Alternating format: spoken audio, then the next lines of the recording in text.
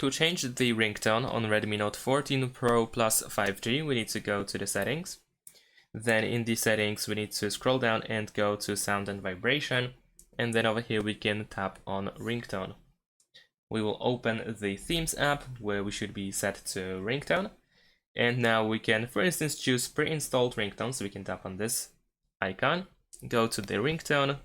And here we have different ringtones that are pre-installed on our device. Of course, we can tap on it in order to give it a listen. If you see this information where we need to allow themes to access music and audio on this device, then of course we need to allow. And now if you press it, then you should hear a small preview of the sound. Unfortunately, it doesn't work for me for some reason. But if it does in your case, then you can tap on it in order to apply it. So all you need to do is simply tap on it once, and then the new ringtone is set up.